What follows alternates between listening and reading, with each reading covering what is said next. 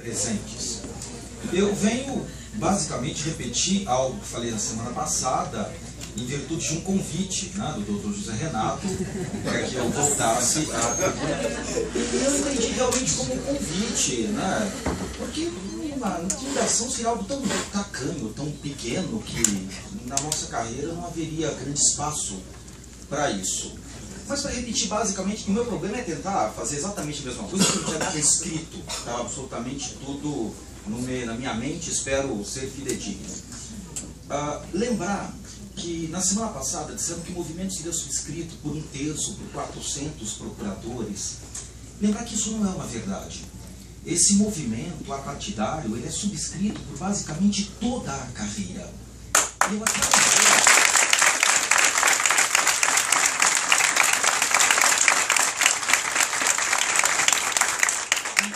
lembrei que vários membros do gabinete mesmo, tenho certeza que gostariam de subscrever esse movimento, esses pleitos, e não o fazem por um dever de ofício, que é de quem assume um cargo e responde pelos ônus e pelos bônus que esse cargo vem ali proporcionar, mas que efetivamente apoia várias das reivindicações. Por outro lado, várias das reivindicações foram tidas, algumas foram taxadas de ilegais, inconstitucionais, foi a palavra que consta, que eu vi na semana passada, e que dessas reivindicações, eu acredito que não haja uma única novidade em relação a qualquer das demais carreiras, ou das nossas carreiras paradigma, ou ao menos de outros setores da administração pública, que também já percebam esta remuneração.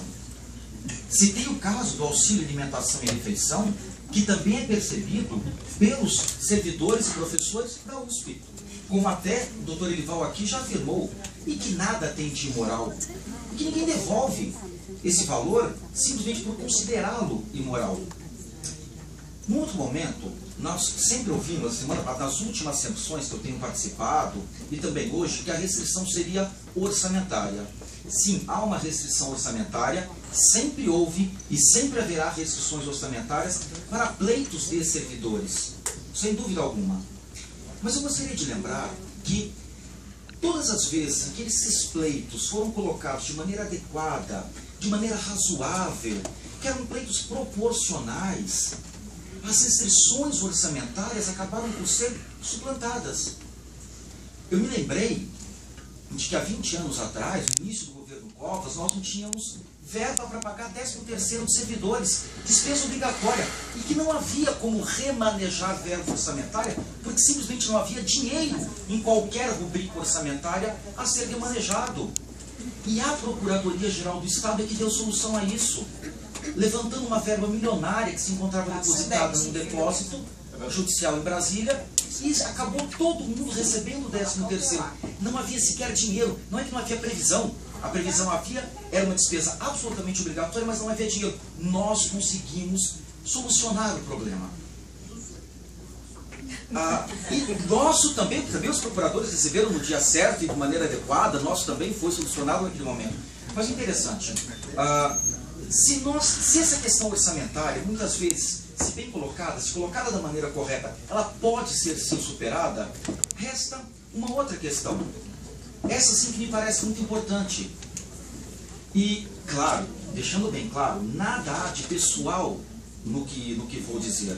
É uma questão institucional. A questão aqui é possível, se não há imoralidade, não há ilegalidade, não há inconstitucionalidade, a questão orçamentária poderia ser suplantada, pode haver falta de vontade ou falta de força política.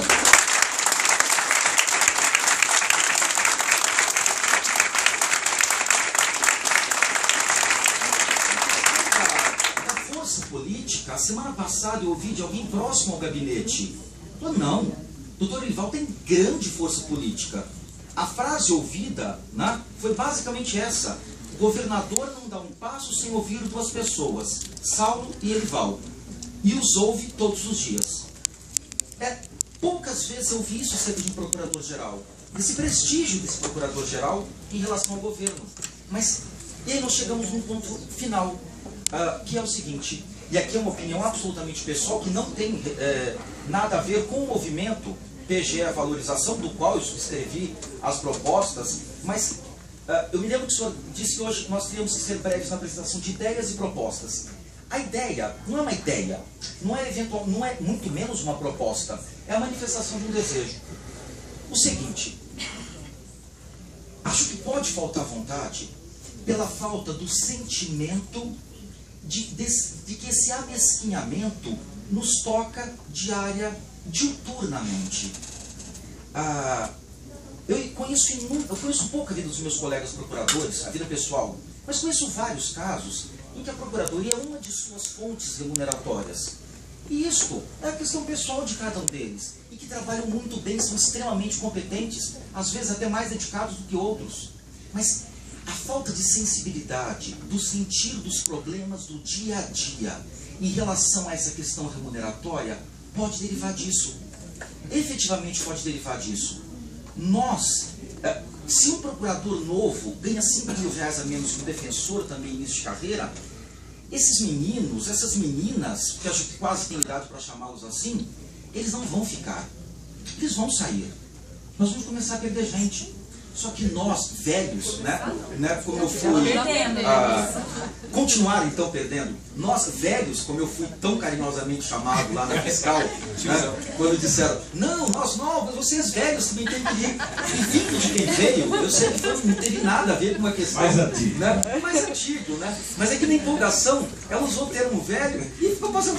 Nossa, obrigado, né? E aí eu faço, mas foi extremamente carinhoso. Nós, que somos mais antigos de carreira, é que continuaremos a tocar esse piano por mais 5, por mais 10, por mais 15 anos. Essa é a verdade. E somos nós que hoje temos um defensor com 5 meses. Ele não tem 1 ano de carreira. Ganha mais. Eu não quero ganhar acima do teto constitucional. Seja ele o 190,25. Eu quero ter uma remuneração final igual à das demais carreiras. Mesmo que isso não seja suficiente.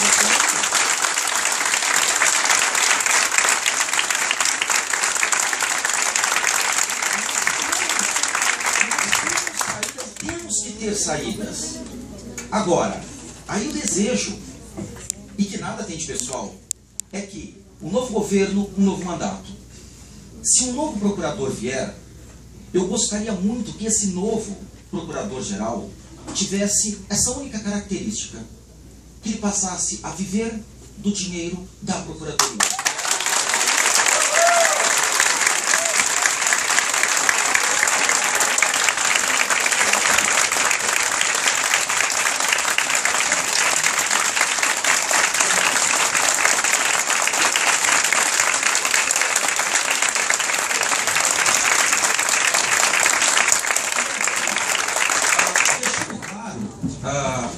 No seu caso específico, o senhor tem mais de uma renda por força própria, por concurso público, e isso jamais o desmerece de forma alguma. Mas nós não conseguimos sentir a dor do outro. Nós conseguimos aquilatá-la, nós conseguimos mensurá-la, mas nós não conseguimos senti-la. A dor só se sente a própria. E esta dor que eu vejo com 20 anos de carreira, né, de ver carreiras paradigmas nos sobrepujarem, ela não é pequena e ela me atormenta todos os dias. E não me atormentava quando eu dava muita aula, né? Eu sempre dei muita aula, até preciso pensar em voltar a dar minhas aulas, porque efetivamente isso era mais tranquilo para mim. Nesse momento não. Então, era esta, eu espero ter sido fidedigno em relação ao que falei na semana passada, né? É esta visão que eu tenho, esse o desejo que eu tenho de uma procuradoria. Ok? Muito obrigado.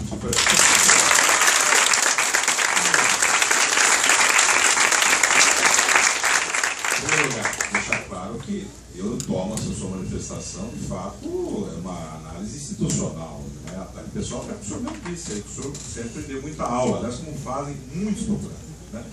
E eu só quero dar um depoimento aqui, o senhor como procurador, muitos anos lá na nossa unidade de Brasília, altamente especializado, várias vezes estivemos juntos, em audiência, etc. Sempre teve a mais alta admiração da minha parte. Aliás, indiquei o seu nome ao ministro do STJ, por ocasião, por trabalhar junto com ele, né?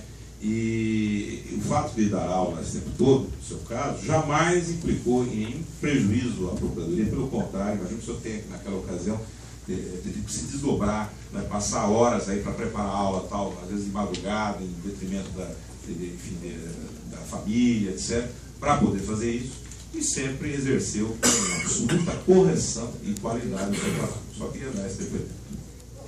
Vamos passar para o seguinte.